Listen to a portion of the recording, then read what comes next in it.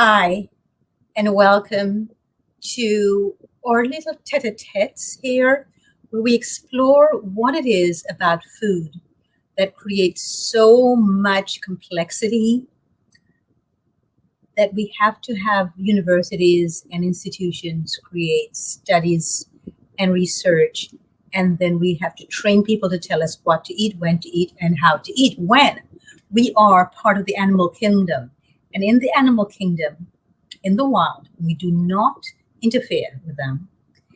Animals roam free, eat whatever is available at the season, at the time, the place, and do not get ill. They thrive, in fact. So why it is that we humans feel that we cannot do the same? Because we've become denatured. That's why. That's what I am postulating here, that we have lost our own sense of inner wisdom. And so we have become extremely tethered and extremely hypnotized to believe that we cannot eat instinctively and intuitively. When in truth, all we need to do is clean out our systems and start afresh. And what would that look like? It would mean not giving our power away to institutions and corporations and companies that profit off of what they're selling us. Whatever it is that they sell us that has nothing to do with our own truths and our own lives. Look at the huge abundance, in fact, proliferation of illnesses and diseases that were not around when we were roaming free and eating whatever we found that was there in season and in the place where we were roaming. And in its natural form, we didn't have to make into a gourmet meal. We didn't have to have a chef prepare it. We simply took it straight from the land and ate it exactly as it was in its own native form, raw form. So we discovered fire. Fire was an excellent discovery because then we could stay warm during colder months. And then somehow we discovered we could also cook our food with it and preserve the food as a result. Because if you've got a raw banana, at some point that banana will go to waste if you do not eat it. But if you cook it, as some cultures do, they cook their bananas, they fry them, in fact, and that's supposed to be gourmet, then you can keep that cooked banana a little longer. But for how much longer? Not much longer either.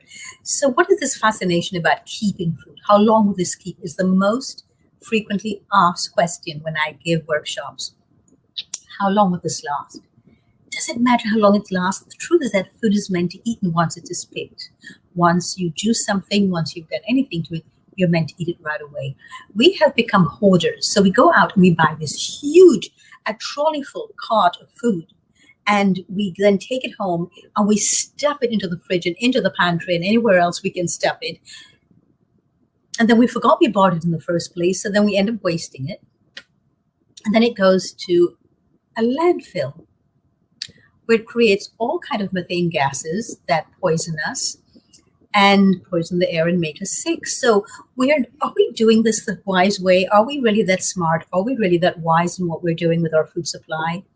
Should we really be paying people to create foods in a lab? Should we really be asking corporations to be in charge of our food supply? Or should we take our power back and be in charge of our own food supply?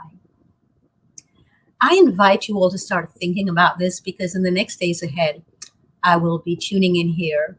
I'll be asking for your comments as well and your feedback. Because I think the reason why we're so ill, when I say ill, I see illness as disease, dis-ease, a lack of ease in the body. And if it happens in the body biologically, then it happens in the mind. Because where's our mind? It's not in the brain, it's all over our body. And as far as I'm concerned, we have two brains. One is in the gut, which is where we have the microbiome, which either flourishes or is on the border or we have destroyed it, which is really what causes, in my opinion, and in other people's opinions who've been working with microbiome, a tremendous amount of mental and emotional illness as well. So we have a fear of each other because people have become very angry and some people even hateful. And we have not linked it back to the food supply or the lack of it.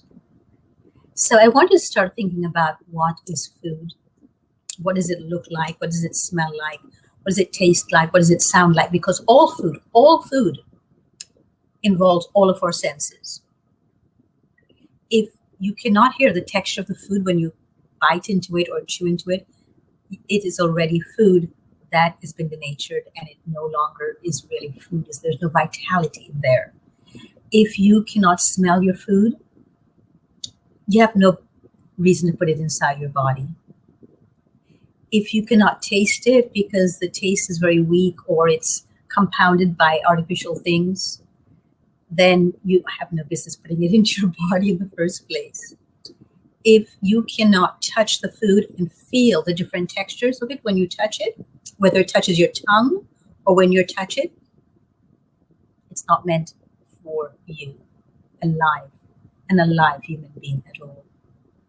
If when you look at the food, it's not pleasing to you, you do not see a huge amount of colors and vibrancy that excite you and allow your mouth to water and your eyes to pop, then it's not real food anymore at all. If you see things that look denatured, then it's really not food.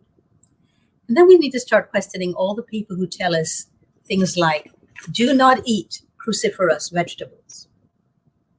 Do not eat root vegetables.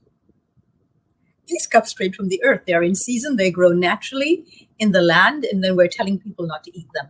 We've developed a whole industry around what to eat and what not to eat. We need to start letting go of that and start asking ourselves, why is it that animals left to their own devices will eat intuitively and thrive, and yet human beings who follow all of these suggestions and advice and being told what to eat and what to eat, how comes we're always so sick, mentally, physically, emotionally, because you have to be sick on all three levels for the biology also to be sick. So why is it that we are not thriving? We have given our powers away. We've given them away to institutions and to corporations. And the food supply has no business being there because we are part of nature and food is nature replenishing us as nature and we replenishing ourselves as nature. And so we need to hold our food supply as a sacred and extremely precious resource. And we need to interact with it as such. So please join me here as I start a whole series of redefining who we are, and as such, what is our food supply, what it ought to look like. Because our very lives depend on it, the state of our lives, the energy which we give off with each other, around ourselves, in which we wake up in the mornings or with which we go to sleep at night, all depends on water, air, and our food supply. And all of those three depend on our thought patterns, and what we believe and what we don't believe, what we accept and what we do not accept. So I invite you all to question everything. Question yourself, question me, question everything I say, and question everything you hear. Only in questioning things do we come to the truth of who we are. And we start beginning to learn to live intuitively and not mass-produced hypnosis, that which has been fed to us and which we all need to break free of in order to live vibrant, healthy lives of healing, splendor, and magic for which we are made. So please join me, Dorit, Elegantly Raw, my series, and please comment and subscribe so that we can do this together. So until next time, be bold, be mindful, and question everything.